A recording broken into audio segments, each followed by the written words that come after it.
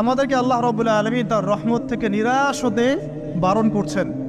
যে যত পাপ করেছে জীবনে, যদি একটা বার কেউ যদি আল্লাহ পাককে মন থেকে ডাকে, চোখ দিয়ে ঝরঝর করে পানি পড়ে, আল্লাহ পাককে বলে, সেজদায় গিয়ে পড়ে আল্লাহকে বলে রব্বিক ফিরলি, আল্লাহ আমাকে মাফ করে দাও, তার মনের মধ্যে যদি সততা থাকে, মন থেকে যদি সেই কথাটা বলে থাকে, আল্লাহ পাক শুধু তাকে ক্ষমাই করবেন না, তার সমস্ত গুনাহগুলোকে আল্লাহ নেকি দিয়ে পরিবর্তন করে দিয়েছে।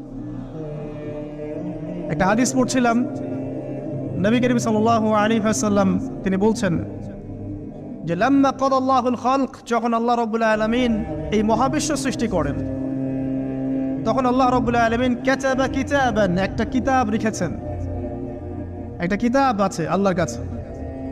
কাতাবা কিতাবান ফাহুয়া ইনদাহু ফাওকাল আরশ, যেই কিতাবটা আল্লাহর নিজের কাছে আছে আরশের উপরে, সেখানে আল্লাহ পাক লিখে রেখেছেন। কি লিখেছেন? ইন্না রাহমাতি সাবাকাত গদাবি, প্রতিটা ক্ষেত্রেই আমার রহমত, আমার দয়া, আমার করুণা আমার গজবকে পরাজিত করেছে। মানে আল্লাহ রাব্বুল আলামিনের গজব এর উপরে আল্লাহ পাকের রহমত অবস্থান করছে। জীবনের কোনো ক্ষেত্রে হতাশ হওয়ার কোনো সুযোগ নাই। আজকে পারিবারিক ভাঙন বলেন, ব্যক্তি পর্যায়ের আত্মিক ধ্বংসই বলেন, সমাজের বিপর্যয় বলেন, যাই বলেন, পিছনে একটা বড় কারণ আছে। সেটা হলো আল্লাহ থেকে দূরে থাকা মানুষ, আল্লাহ থেকে হতাশ হয়ে যাওয়া। আর এই কাজটা শয়তান করিয়েছে মানুষকে আল্লাহ থেকে দূরে সরানোর জন্য। কিন্তু আল্লাহ রাব্বুল আলামিনের কাছে কেউ যদি যেতে চায়, মন থেকে যদি আল্লাহকে একটা বারও ডাকে, আল্লাহ পাক এক ডাকের মাধ্যমেও তার গুনাহ মাফ করতে পারে। দুজন ব্যক্তির ঘটনা পড়লাম। একজন ব্যক্তি প্রচন্ড রকম আবেদ, প্রচুর ইবাদত করে। আপনারা জানেন ইবলিসও কিন্তু আবেদ ছিল, ইবলিস কিন্তু প্রচুর ইবাদত করেছে। এখন ওই ব্যক্তির একজন বন্ধু ছিল, এটা বানু ইসরাঈলের ঘটনা। তো সেই বন্ধু পাপী ছিল, বিভিন্ন কবিরা গুনাহ করত। আর এই আবেদ ব্যক্তি বারবার তাকে নসিহত করত, গুনাহ ছেড়ে দাও, তুমি পাপ করছো, গুনাহ ছেড়ে দাও। তখন সেই ব্যক্তি যে পাপ করছে সে বলতো যে আল্লাহ কি তোমাকে আমার রক্ষক বানিয়েছেন? আল্লাহ কি তোমাকে আমার উপর দারোগা বানিয়েছেন? আমাকে আল্লাহর হাতে ছেড়ে দাও, আমাকে নসিহত করতে শোনা।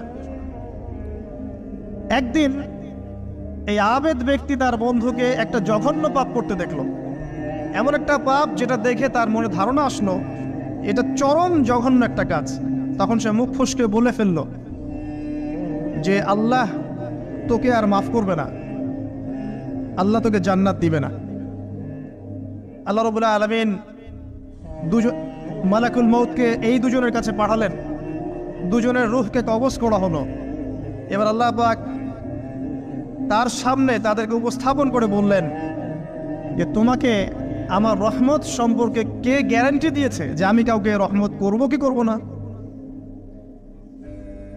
যাও, আমি তোমাকে জাহান্নামে পাঠালাম, ওই ব্যক্তি যে আমার রহমত প্রত্যাশা করেছে আমি তাকে জান্নাত দিয়ে দিলাম।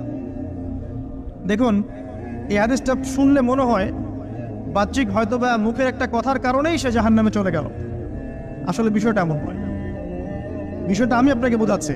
বিষয়টা হচ্ছে ইবলিসের মতো। ইবলিস কিন্তু শুধু মন থেকেই বলেনি যে খলাকতানি মিন নার ওয়া খলাকতাহু মিন তিন, আমি কেন তাকে সিজদা করব আদমকে? আদম তো মাটির তৈরি আর আমি তো আগুনের তৈরি। এটা ইবলিসের শুধু মৌখিক স্টেটমেন্ট ছিল না, কারণ কি ছিল? আবা ওয়াস্তাকবারা, সে উদ্ধত হয়েছিল, অহংকার প্রদর্শন করেছিল। ভিতর থেকে ইন্টারনালি সে অহংকারী ছিল, সে আন্ডার এস্টিমেট করে কথাটা বলেছে, শুধু মৌখিকভাবে বলে নাই। কিন্তু ঠিক এই ব্যক্তির ঘটনা এমনই, সে মন থেকে অহংকারী হয়ে উঠেছিল, যদিও বা সে আবেদ ছিল। এখানে আমরা যারা প্র্যাকটিসিং মুসলিম হওয়ার চেষ্টা করছি, আমাদের জন্য এখানে নিদর্শন আছে। অচক্ষ নামাজ পড়েই ভেবে বসবেন না যে অনেক কিছু করে ফেলছে, এক চিল্লা দিয়ে মনে করে ফেলবেন না যে দিনের জন্য অনেক কিছু করে ফেলছে। একটা হজ করেছেন, ওমরা করেছেন, সিয়াম রেখেছেন, দিনের জন্য দান সদকা করেছেন, একটা মাদ্রাসা মসজিদ করেছেন, ভেবে বসবেন না আপনি সব অনেক কিছু করে ফেলেছেন এবং অন্যরা সব ককরোচ তেলাপোকা, ওরা জাহান্নামে যাবে, এমনটা মনে করবেন। জানি না আমরা যে কার আমলের কতটুকু আল্লাহর কাছে কবুল হচ্ছে। তো এখানে এই ব্যক্তির সমস্যা ছিল এই, সে নিজের আমলটাকে অনেক ভারী মনে করছিল এবং সে স্টেটমেন্ট দিয়ে ফেললো যে তোকে আল্লাহ পাক মাফ করবে না। এই একটা কথা মন থেকে বলার কারণে তার ইহকাল পরকাল দুটা বরবাদ হয়ে গেল, সে জাহান্নামে চলে গেল।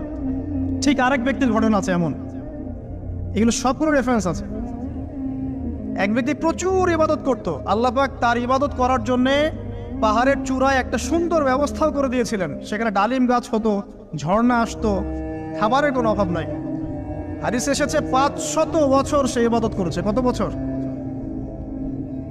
কিয়ামতের মাঠে এই ব্যক্তির অবস্থা এমন হবে, তাকে জান্নাতে প্রবেশ করানোর জন্য নিয়ে যেতে বলা হবে যাও আমার রহমতে জান্নাতে চলে যাও। আল্লাহ পাক তাকে এই কথাটা বলবেন, কিন্তু এই ব্যক্তি বলবে আমার আমলের কারণে আল্লাহ পাক বলবেন আমার রহমতে জান্নাতে চলে যাও।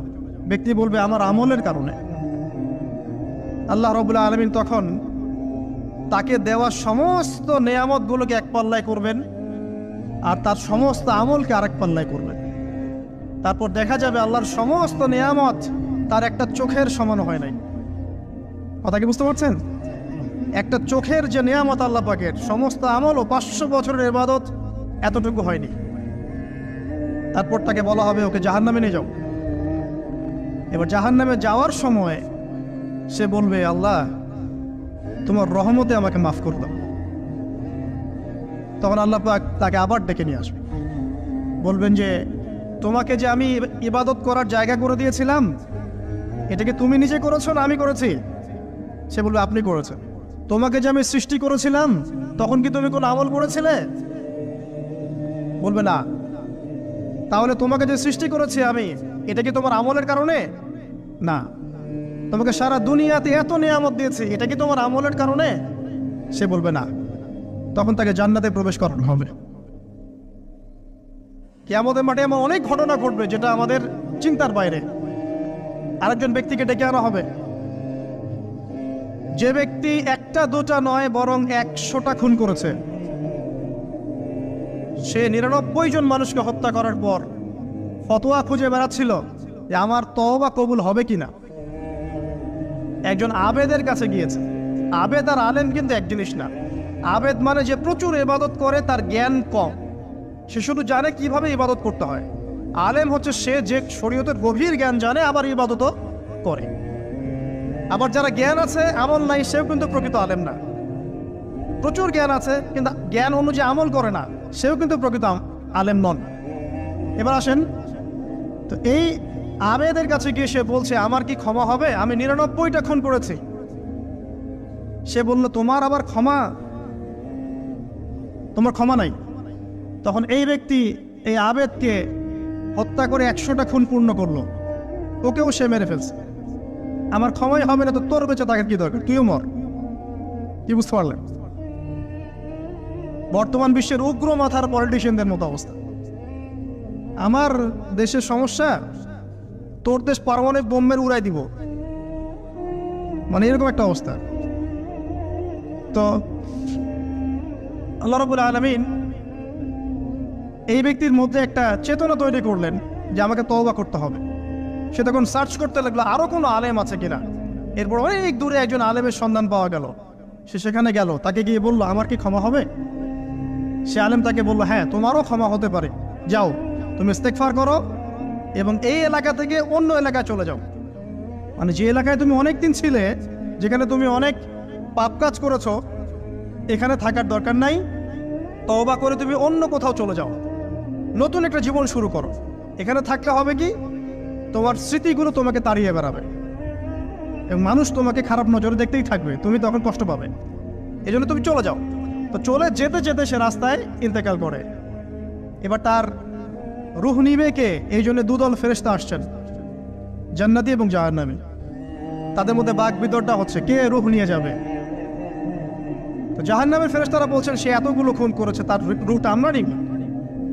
আর জান্নাতি ফেরেশতারা বলছেন না, সে তওবা করতে এসেছিল, অতএব সে আল্লাহর অভিমুখী হয়েছে, তার রূহটা আমরা নিব। আল্লাহ পাক এখানে একটা কৌশল করলেন। আল্লাহ পাক ফেরেশতাদেরকে বললেন তোমরা রাস্তাটাকে পরিমাপ করে দেখো, যেদিকে যাচ্ছিল তার পরিমাপ বেশি নাকি যেখান থেকে এসেছে ওর পরিমাণ বেশি।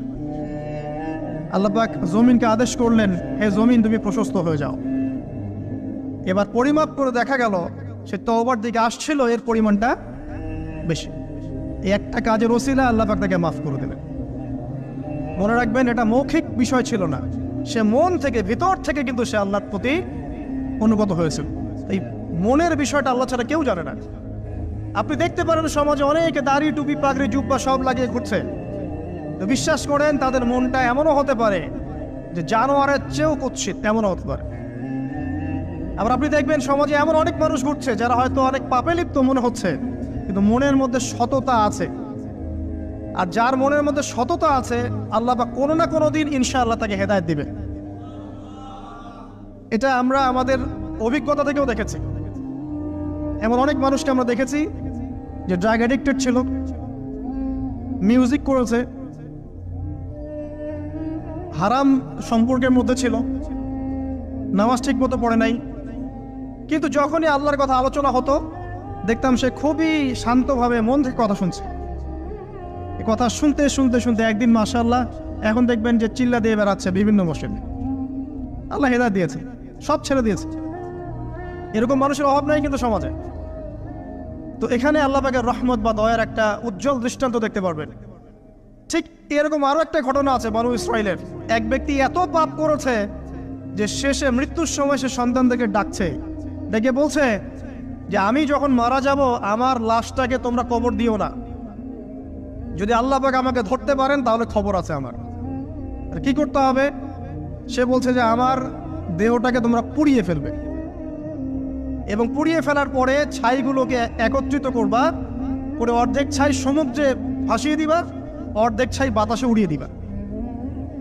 সন্তানরা তাই করলো। মৃত্যুর পর আল্লাহ পাক এই সমুদ্র এবং জমিনকে বাতাসকে আদেশ করলেন যে তোমরা ছাই জড়ো করে দাও।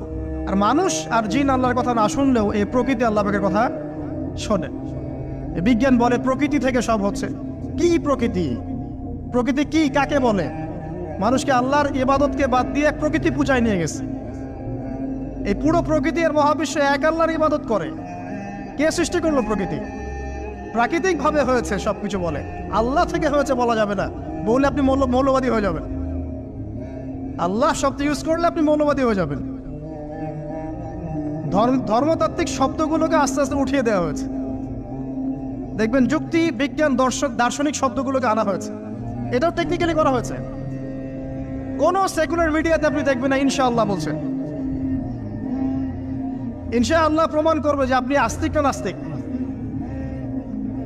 তো প্রকৃতিকে আল্লাহ পাক আদেশ করলেন, এই সমুদ্র ছাই জড়ো করো, এই বাতাস ছাই জড়ো করো। তারা ছাই জড়ো করে দিল। এই ব্যক্তিকে বলা হচ্ছে তুমি জীবিত করে আল্লাহ পাক বলছেন তুমি যে এই কাজটা করেছিলে, লিমা ফাআলতা হাযা, তুমি এই কাজটা কেন করেছো? তখন এই ব্যক্তি উত্তর দিচ্ছে, মিন খাশিয়াতিকা ইয়া রাব্বি ওয়া আনতা আ'লাম। হে আল্লাহ, আমি আমার বুঝে যা এসেছে আপনার ভয়েই আমি এই কাজটা করেছি, আর আপনি খুব ভালো করেই জানেন যে আমি আপনার ভয়ে করেছি নাকি অন্য কোনো কারণে করেছি। মানে আপনি আমার মনের কথা জানেন। আল্লাহ পাক তাকে মাফ করে দিলেন। আপনাদেরকে আমি সেই ব্যভিচারী মহিলার কথাও মনে করাই, যে ছিল একজন প্রস্টিটিউট মহিলা, পতিতা, যেটা আমরা বলি সমাজের ভাষায়। যদি এখন নতুন শব্দ এসেছে সেক্স ওয়ার্কার বা যৌনকর্মী, এবং এগুলোকে আমরা এখন প্রমোট করছি। আমরা এখন অশ্লীলতাকে প্রমোট করছি। এই কথা বলতে আমাদের বুক কাঁপা উচিত নয় যে আমরা এখন অশ্লীলতাকে প্রমোট করছি। আমরা এখন কাপড় খোলার সংস্কৃতি থেকে যাচ্ছি। যে কাপড় খুলে দিয়েছিল ইবলিস। ইবলিস আমাদের বাবা মার কাপড় জান্নাতে খুলে দিয়েছিল, এটা কি জানেন? ফল খাওয়ার পরে এই ফল খেতে কে প্রলুব্ধ করেছে? ইবলিস। গাছের কাছে গিয়ে ফল ভক্ষণ করার পর সর্বপ্রথম আমাদের পিতামাতার গা থেকে কাপড় খুলে পড়ে গেছে। তা আমাদের পিতামাতাকে মহাবিশ্বে নগ্ন করে দিয়েছে ইবলিস, আর তার অনুসারীরা এই জমিনে আদম সন্তানদেরকে নগ্ন করছে এখন। অতএব এই যে একটা ট্রেন্ড এখন চলছে, দেখবেন হারাম রিলেশনশিপকে মিডিয়ার মধ্য দিয়ে প্রমোট করা হচ্ছে, মনে হয় একটা স্বাভাবিক বিষয়। কোনো বিষয়ই না এটা, যে কেউ জেনাই করতে পারে। জেনা পর্ন খুব নর্মাল। হালাল ভাবে যদি আপনি বিয়ে শাদী করতে যান তখন সমস্যা হচ্ছে। হালাল ভাবে যদি আপনি বিয়ে করতে যান তখন সমস্যা হচ্ছে। হারামভাবে আপনি যা ইচ্ছা তাই করতে পারেন, সমাজে কেউ কিছু বলছে না। এখন বলছে এগুলো স্বাধীনতা। সুবহানাল্লাহ, কোন স্বাধীনতা? স্বাধীনতা বলে কোনো শব্দ নাই মহাবিশ্বে। এই পুরো বিশ্বের সমস্ত মানুষ আল্লাহর অধীনে পরাধীন। এই বিশ্বে যত মানুষ বসবাস করছে এখন, এটা কেউই স্বাধীন নয়, না কেউ স্বাধীন ছিল, না আছে, না থাকবে। সবাই আল্লাহ পাকের দাসত্বের অধীনে পরাধীন। স্বাধীন সেই এই পৃথিবীতে যে ব্যক্তি শয়তানের তাবেদারি করে ও নফসের তাবেদারি করে, ও তো স্বাধীন, যা ইচ্ছা তাই করতে পারে। এই যে অশ্লীলতার প্রমোটিংটা চলছে, এটাকে পারিবারিকভাবে বন্ধ করতে হবে। আল্লাহ পাক আমাদেরকে বোঝার তৌফিক দান করুন। এগুলো যত বাড়বে সমাজে মহামারী আসবে, দেখে নিয়ে মহামারী আসবে, দুর্ভিক্ষ আসবে, সমাজে এমন সব রোগ ব্যাধির জন্ম হবে যেগুলোর নামও শোনে নাই মানুষ কখনো, এবং সামনে ভূমিধস অপেক্ষা করছে, এগুলো আসবে। যাই হোক, ওই মহিলা, যে ব্যক্তি একজন যৌনকর্মী ছিল, বা যেটা আমরা বলি ব্যভিচারিণী মহিলা ছিল, একটা কুকুরকে দেখেছে সে পানি পান করার জন্য তৃষ্ণার্ত, সে এটাতে মায়া করে, দয়া করে তার মোজাটাকে নামিয়ে এই কূপ থেকে পানি উঠিয়ে কুকুরকে পান করিয়েছে। এই একটা কাজের বদৌলতে আল্লাহ রাব্বুল আলামিন এই ব্যভিচারী মহিলাকে মাফ করে জান্নাত দিয়ে দিয়েছে। হাদিসে এটাও এসেছে, নবী সাল্লাল্লাহু আলাইহি ওয়াসাল্লাম বলেছেন, ইরহামু মান ফিল আরদ, তোমরা সবাই জমিনবাসীর প্রতি রহম করো। জমিনে মুসলিমই থাকতে হবে, তাদের প্রতি রহম করতে হবে এমন নয়, জমিনবাসী যারাই আছে সবার প্রতি রহম করো, জাতি ধর্ম বর্ণ নির্বিশেষে। এমনকি পশু পাখির প্রতিও দয়া করো। ইরহামু মান ফিল আরদ, জমিনে যারা আছে সবার প্রতি রহম করো। ইয়ারহামুকুম মান ফিস সামা, যিনি আসমানে আছেন তিনি তোমাদের প্রতি রহম করবেন ইনশাআল্লাহ। ইসলাম এই কথাগুলো বলেছে 1400 বছর আগে। আজকের এই বিশ্বের সোকল্ড এই মডার্ন বিশ্বে, যেখানে মানুষের রক্তের কোনো দাম নাই, সেখানে ইসলাম পশু পাখির অধিকার নিয়ে কথা বলেছে 1400 বছর আগে। কাদেরকে কি শেখাতে আসেন? কোরআন এবং সুন্নাহর বাইরে অভ্রান্ত সত্যের কোনো উৎস আছে? এখানে যা আছে তাই চূড়ান্ত। মানতে চাইলে মানেন, না মানতে চাইলে জাহান্নামে যান, কেউ তো বাধ্য করছে না। লাকুম দীনুকুম ওয়ালিয়া দিন। আল্লাহ পাকের রহমত দেখেন। আরেকটা ঘটনা আছে এমন, একটা বিড়ালকে বেঁধে রেখেছিল এক মহিলা, খাবার দেয় নাই, কষ্ট দিয়েছে। একটা বিড়ালকে খাবার না দিয়ে কষ্ট দেওয়ার কারণে এই মহিলাকে আল্লাহ পাক জাহান্নামে পাঠিয়েছে। এরকম কত ঘটনা আছে, এই ঘটনাগুলো হাদিসের পাতায় বর্ণিত আছে। কোরআনে কি বলছে দেখুন। কোরআনের আমি কয়েকটা পয়েন্ট আপনাদেরকে খালি বলছি, এটা নিয়ে আমি সকালে ভাবছিলাম। আল্লাহ পাক আদম আলাইহিস সালামকে সৃষ্টি করেছেন আমরা সবাই জানি, কিন্তু আল্লাহ পাক সূরা সাদের মধ্যে বলছেন ইবলিসকে, হে ইবলিস, তোমাকে কিসে বারণ করলো আদমকে সিজদা করতে, যে আদমকে আমি নিজের হাত দিয়ে সৃষ্টি করেছি। আল্লাহ রাব্বুল আলামিন যে আমাদেরকে এত যত্ন করে ভালোবেসে সৃষ্টি করেছেন, এটা কি আল্লাহ পাকের দয়ার নিদর্শন নয়? মহাবিশ্বের অন্য কোন মাখলুক সৃষ্টির ব্যাপারে আল্লাহ পাক বলেন নাই খলাকতু বিয়াদাই, আমি নিজ হাতে তাকে সৃষ্টি করেছি। শুধু সৃষ্টি নয়, সৃষ্টি করার পর আল্লাহ পাক তাকে সমস্ত নাম শিক্ষা দিয়েছেন। এই যে জ্ঞান শিক্ষা দেওয়া, জ্ঞান, এটা আল্লাহ পাকের সবচেয়ে বড় নিদর্শনগুলোর মধ্যে অন্যতম।